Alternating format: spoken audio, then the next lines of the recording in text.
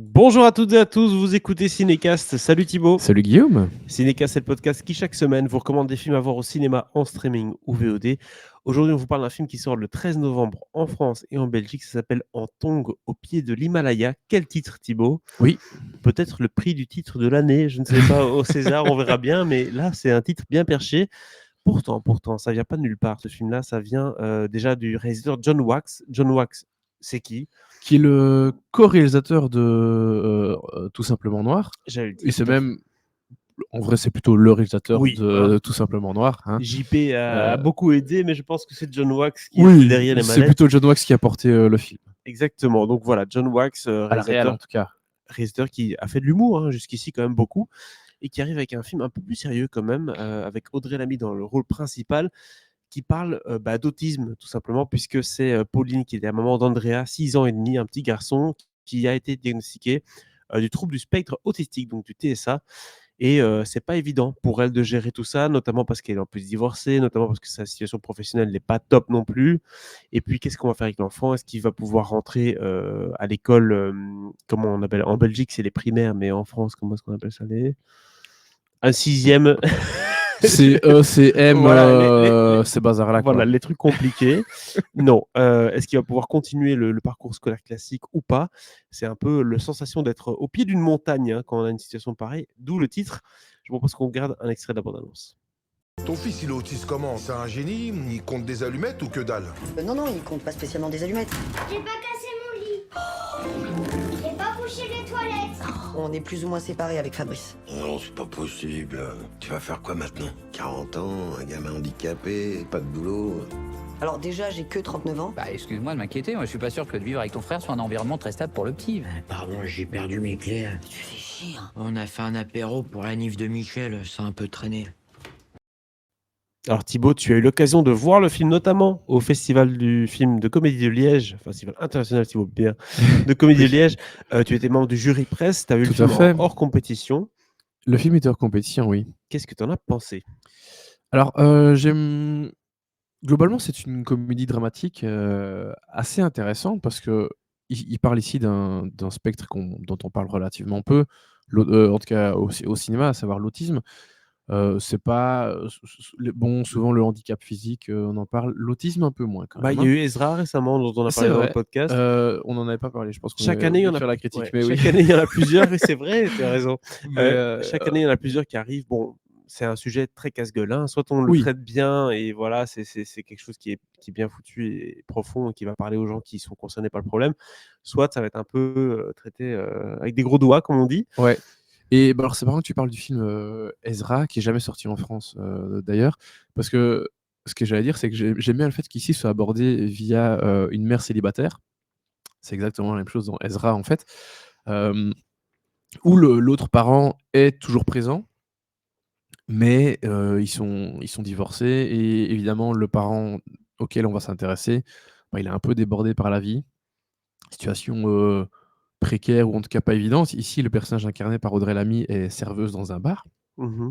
Dans Ezra, le père, il fait du stand-up, mais bon, il a plus le succès d'antan, donc il gagne, tu vois? Beaucoup moins ça. Donc voilà, c'est vrai que j'avais pas du tout pensé à faire le parallèle entre les deux films, mais Bim, j'arrive comme ça, comme une bombe. mais ouais, tu me mets le pied à l'étrier, donc ça permet de parler d'un film dont je n'ai Non, pas parlé, parlons de celui-ci en tout cas. mais que vous pouvez sûrement trouver quelque part.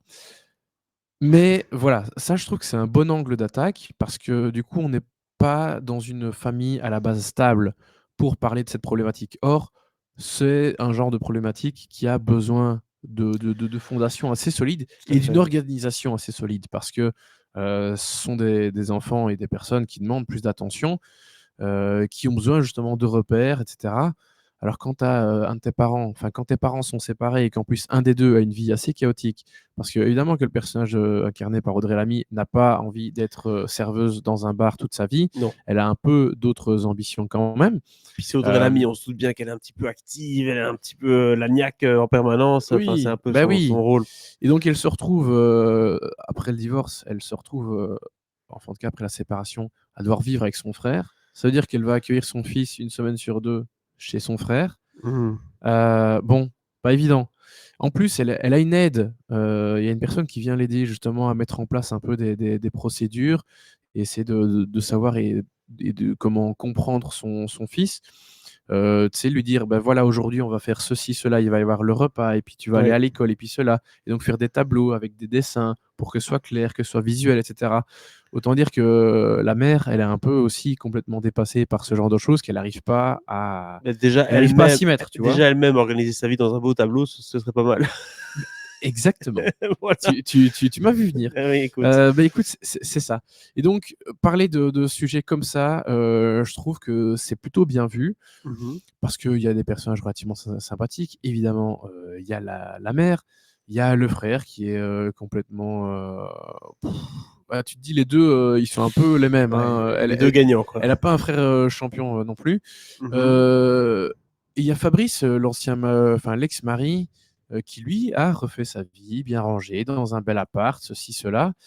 Et puis il aide aussi, je l'aime bien, incarné par, elle s'appelle Samia, incarnée par Naïdra Ayadi. Mhm. Et j'aime beaucoup aussi Jacqueline, je pense, c'est le nom de la prof de maternelle là, qui va devoir gérer le gamin. Et pas toujours très très bien, évidemment. Surtout qu'en France, il paraît qu'il n'y a pas d'aide particulière au niveau de l'enseignement pour les autistes. Alors, amis français, corrigez-moi bien sûr dans les commentaires, mais en Belgique, je sais qu'on a pas mal de choses qui sont mises en place pour ces familles qui ont des enfants autistes. En France, j'ai l'impression que d'ailleurs, c'est un des soucis et une des raisons pour lesquelles les Français viennent parfois en Belgique. C'est parce qu'il y a un encadrement qui est bien mieux en Belgique pour les enfants autistes, et en France, c'est un peu laissé pour compte ou bien dans les centres médicalisés ou autres, donc c'est pas du tout la même approche. Écoute, je n'en sais rien, mais je te fais Donc voilà, confiance. non mais j'ai entendu ça aujourd'hui, donc D'accord. voilà, je le disais. Ah oui. Euh, Et voilà, donc pour terminer sur les personnages, il y a quelques personnages un peu truculents, qui viennent un peu animer le film, donc ça, c'est assez sympa. Il y a Jean-Pascal Zadi, j'ai vu. Oui, ouais, c'est En un caméo. dentiste. En dentiste. C'est plus un caméo qu'autre chose. Hein. En dentiste. Oui, en dentiste, oui. On est bien d'accord. Et c'est quoi, Jean-François Cliché Jean-Charles Cliché, pardon. Qui vient aussi, oui, parce que voilà, elle est célibataire, j'ai dit, Pauline. Mais donc, il lui faut un peu un love interest, Voilà. qui va être très bancal, évidemment. Mais voilà, ce sont des petites choses qui fonctionnent pas mal. J'ai l'impression quand même ici qu'on se concentre beaucoup sur la mère, forcément. Le sujet de l'autisme touche son fils, ça c'est sûr, mais c'est pas un film qui va se concentrer sur l'enfant, parce que c'est vrai que souvent il y a des films qui sont très centrés sur l'enfant. Exactement. Non, c'est pas centré sur l'enfant, c'est vraiment centré sur la mère. Et je trouve ça bien parce que d'avoir aussi ce point de vue-là, et pas juste avoir soit celui de l'enfant, soit de la famille ensemble, la famille soudée, etc. Tu vois, où là, on va plus se concentrer sur l'enfant. Mais voilà, ici, quand tu t'intéresses à une famille décomposée, un parent célibataire, je trouve ça bien de faire le focus sur le parent, justement. Et une dernière chose, le focus est sur une période donnée ou c'est sur un peu un fait de vie comme ça, tu vois, genre Oui, pendant ça plusieurs se mois. déroule sur quelques mois, mais C'est pas genre pendant une semaine, il doit faire un truc. non, c'est c'est vraiment quand même quelques D'accord. mois, histoire d'avoir une petite évolution, parce qu'évidemment, Pauline, elle va pas changer du jour au lendemain. Voilà. Donc voilà. Après, tu vois, j'ai pas grand-chose j'ai pas vraiment de négatif à dire sur le film, si ce n'est qu'évidemment, c'est quelque chose d'assez convenu. Hein, il n'y a pas de folie au niveau de la mise en scène, du rythme, etc. On est dans les rails, ça fonctionne bien, mais il n'y a vraiment pas de quoi... Il n'y a pas de quoi, voilà. Il n'y a pas de quoi, par contre, ça traite bien le sujet. Je veux dire, on sent qu'il y a un fond, il y a une recherche, il y a quelque chose qui est venu. C'est pas juste de dire, bon, ben voilà, on va... Non, c'est assez solide, ça fonctionne pas mal, ouais. Très bien. Quelle note tu donnes à ce film, du coup, Thibaut ? Quand même une 2, parce que ça m'a pas enthousiasmé plus que ça non plus, mais je trouve que le sujet est bien traité, le casting est assez solide. C'est vrai que j'ai pas parlé d'Audrey Lamy, mais pas plus que ça, mais je la trouve très très bien dans son rôle. Ouais. On l'a Pour déjà elle. vu dans ce type de rôle Ouais. de mère un peu Speed. un peu speed, j'aime bien. Ça lui va bien, donc elle le fait très bien. Le jeune gamin, le jeune ado, Eden Lopez, est vraiment super aussi. Donc voilà, Qui n'est pas en situation d'autisme, hein, juste pour préciser. Donc, souvent dans les films, ils aiment bien mettre un enfant qui est vraiment en situation de handicap. Donc, lui n'est pas autiste, mais qui joue du coup un enfant autiste. Exactement. Donc voilà, c'est tout. 2 étoiles pour ce Hantong au pied de l'Himalaya. Dites-nous dans les commentaires ce que vous avez pensé du film. Hein, et surtout, abonnez-vous au podcast sur la plateforme de votre choix, que ce soit ici sur YouTube ou sur Ocha ou sur Apple Podcasts, Deezer, bref, toutes les plateformes de streaming audio ou vidéo. On se dit à très bientôt pour de nouvelles critiques. Ciao, ciao. Ciao, ciao.